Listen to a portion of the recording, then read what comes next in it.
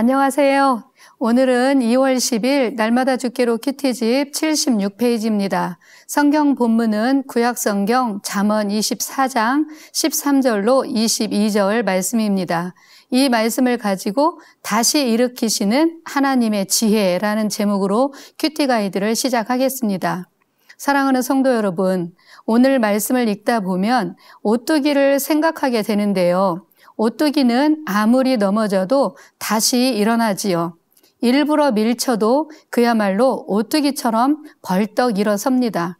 그 오뚜기를 보면서 이름을 참 잘 지었다라는 생각을 하곤 했었는데요. 그런 것처럼 오늘 본문 말씀에 오뚜기와 같은 사람이 나옵니다. 그는 바로 의인이지요. 내용 관찰 1번을 보겠습니다.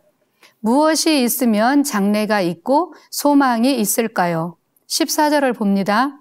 지혜가 내 영혼에게 이와 같은 줄을 알라. 이것을 얻으면 정령이 내 장래가 있겠고 내 소망이 끊어지지 아니하리라. 아멘. 지혜이지요. 이 지혜는 곧 하나님 자신과 하나님의 말씀을 뜻하는데요. 이 지혜를 13절에서는 꿀로 비유를 했습니다. 꿀 중에서도 달다고 하는 송이꿀로 비유를 했지요.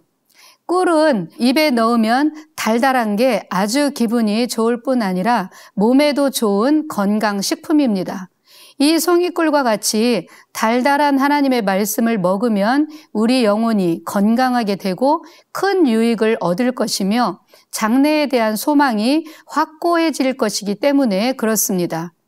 예레미야는 이 말씀을 마치 우리가 음식을 먹듯이 내가 주의 말씀을 얻어먹었사오니 라고 말씀하였고, 베드로는 아기들이 먹는 부드러운 젖에 이 말씀을 비유했습니다.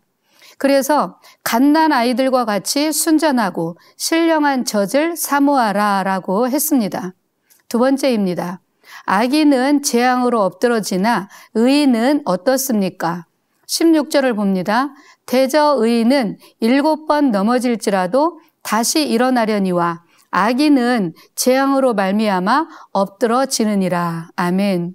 재앙으로 인해 7번 넘어질지라도 다시 일어난다고 하지요.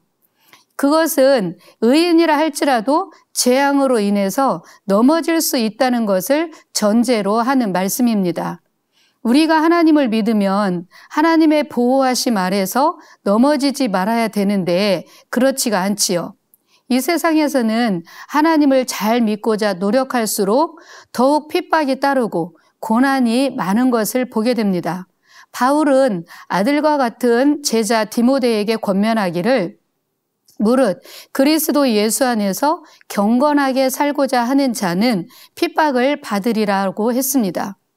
이 세상에는 흔히 있는 일들로 불의와 의인은 언제나 충돌하지요. 그런 현실 속에서 때로 의인이 난관에 부딪히기도 하고 넘어지기도 하지만 그것이 문제될 것이 없습니다. 왜냐하면 그들의 넘어짐은 최후적인 실패가 아니고 오히려 다시 일어나게 하시는 하나님의 능력을 체험하는 기회가 될 것이기 때문입니다. 하나님은 의인이라고 하는 참된 성도들을 자기 자신과 같이 보호하심으로써 의인은 7번 넘어질지라도 다시 일어난다라고 말씀한 것입니다. 세 번째, 반역자와 사귀지 말아야 할 이유는 무엇일까요? 21절로 22절 말씀을 보겠습니다. 내 아들아, 여호와와 왕을 경외하고 반역자와 더불어 사귀지 말라. 대저 그들의 재앙은 속히 임하리니 그 둘의 멸망을 누가 알랴. 아멘. 반역자들에게는 재앙이 임하는데 신속히 임한다고 합니다. 또 그들은 결국 멸망하게 됩니다. 시골에서 농사 짓는 것을 보면 곡식은 부지런히 가꾸고 돌봐야 자랍니다. 반면에 잡초는 그냥 두어도 무성하게 자라지요. 그런데 때가 되면 농부는 그 잡초를 싹 다 베어다가 아궁이에 넣어서 땔감으로 쓰는 것을 봅니다. 아무리 무성해 보여도 잡초는 속히 배임을 당하고 말지요. 그런 것처럼 반역자는 재앙으로 인해서 속히 멸망하게 될 것을 말씀하고 있습니다. 그렇게 멸망하게 될 반역자와 사귀지 말아야 할 이유는 함께 있다 보면 그 죄에 오염될 수 있고 그러다 보면 그들과 같이 화를 당할 수 있기 때문입니다. 구약성경 잠언 13장 20절을 보면 지혜로운 자와 동행하면 지혜를 얻고 미련한 자와 사귀면 해를 받는다라고 말씀했습니다. 또 재앙은 죄인을 따르고 선한 보응은 의인에게 미친다라는 말씀이 있듯이 하나님을 가까이 하는 자와 가까이 하고 하나님을 대적하는 자와 멀리 하는 것이 곧 지혜이며 평안을 얻는 길임을 기억해야 할 것입니다. 네 번째 연구와 묵상입니다. 의인이 7번 넘어져도 다시 일어날 이유가 무엇인지 묵상해 봅시다. 15절을 보면 악한 자여 의인의 집을 엿보지 말며 그가 쉬는 처소를 헐지 말라라고 하셨습니다. 의인을 무단히 괴롭게 하거나 그들에게 악을 행하지 말라고 경고를 한 것이지요. 즉 하나님은 의인을 보호하고 계십니다. 또 불꽃 같은 눈동자로 지키고 계십니다. 사도행전 9장을 보면 사울이 예수 믿는 자들을 잡아 죽이기 위해 공문을 받아서 다메섹으로 갈 때의 이야기가 나옵니다. 혈기 등등해서 말을 타고 달리던 사울에게 부활하신 예수님이 나타나셨지요.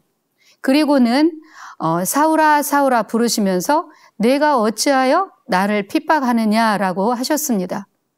예수님을 믿는 백성들을 괴롭히고 핍박하는 것이 곧 예수님 자신을 핍박하는 것이라는 것을 알게 하신 것입니다. 그렇습니다. 하나님이 자신을 지키시듯이 당신의 백성들을 지키시고 보호하시기 때문에 의인들은 때로 넘어져도 다시 일어날 수 있는 것입니다. 다섯 번째, 삶의 적용입니다. 악인의 형통과 실패와 상관없이 하나님께 집중하는 방법은 무엇일지 생각해 봅시다. 그것은 곧 하나님의 말씀을 지식적으로만 머리로만 아는 것이 아니라 그 말씀을 달게 받아먹음으로써 우리의 영혼을 건강하게 해야 합니다. 그리고 그 말씀을 붙잡고 의지하며 살아가는 것이지요. 믿는 자에게는 정령이 장래가 있고 소망이 있다는 말씀을 꽉 부여잡고 믿음으로 사는 것이 방법일 것입니다. 감사합니다.